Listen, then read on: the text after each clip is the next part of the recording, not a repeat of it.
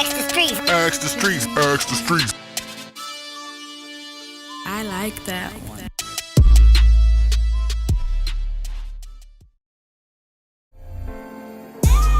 Shit getting hard, but we ain't letting up. Yeah, we all fall down, but we ain't giving up. Watch the haters fall down, cause you ain't giving up.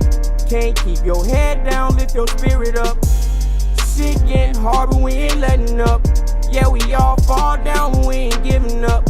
Watch the haters fall down, cause you ain't giving up. Can't keep your head down, lift your spirit up. Can't keep your head down, keep your head up. Fuck them hating niggas, get your bread up. Motherfuck 12, they ain't scaring us. Motherfuck the devils, they ain't scaring us. Real niggas ride with me, yeah, they know it's up. Gotta make a name for yourself, yeah, they know it's us. Gotta keep a small circle, cause you can't trust. Gotta watch out for these hoes, cause they gon' lust. Only real niggas, they gon' understand. Real OGs always got a plan. Showing young niggas how to be a man. Make my mama proud, cause that's my best friend. Shit getting hard, but we ain't letting up. Okay, so the Comedic Institute is having part of this film series is going to be Cheikh Anta Diop and the Pan-African Movement, which is going to be September 8th at 6:30 at the Comedic Institute, which is on 700 East Oakwood Boulevard. It starts at 6:30. So this is going to be part one. It's going to be called Diop's Instruction. And so it's a really good film. But just a little bit about Diop. Diop's like one of the greatest minds that's ever been produced, period. Not just Africa, but period. He's one of our all-time greats. And people haven't heard of him a lot because, number one, he lived in France the later part of his life. He was born in Senegal, and all of the books and stuff that he wrote was in French.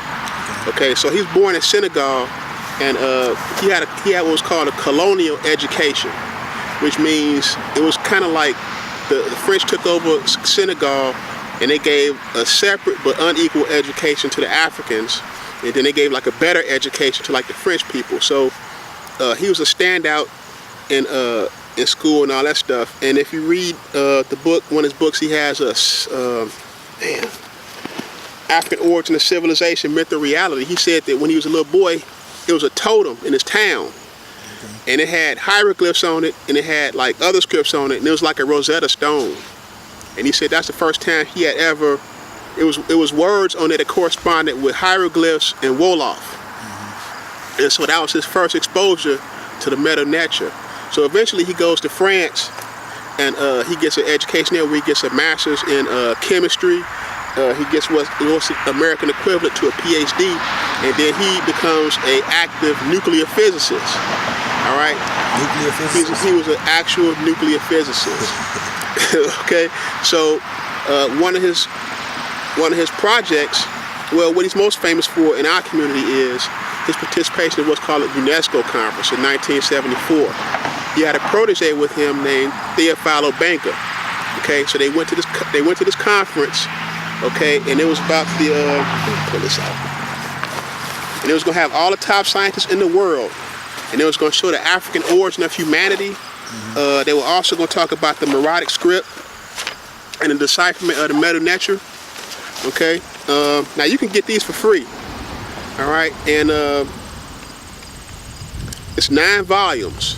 Okay, the General History of Africa, parts 1 through 9. Okay, and it details all of the information they put out at the conference. You know, particularly that mankind started in Africa. Okay, not anywhere else. Okay, now it's been said a lot before 1974. You know, Dr. Ben came out with his books and all that stuff. Dr. Ben had been rocking since the 30s, right? You had the Harlem History Club.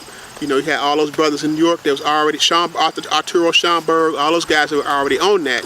But this solidifies it because this is the first time that an actual scientist, okay, with chops that you can't, with credentials, you can't poo-poo or nothing like that. Because they poo-poo Dr. Ben like he was a crackpot.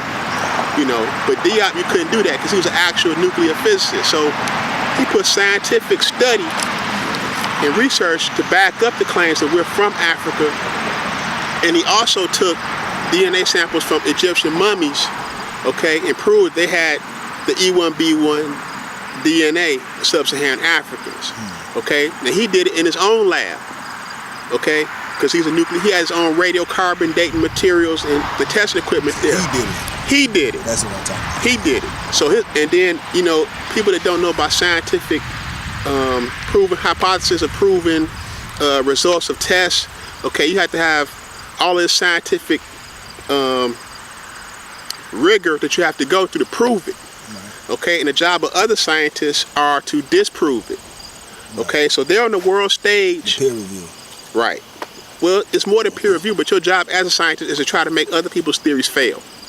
Right, you putting it to the test. Right, so he put it to the ultimate test. He steps on the world stage with his results at the UNESCO conference, and they just flat out beat down everybody in the whole world. He proves that we're all from Africa, that the Egyptians were Africans.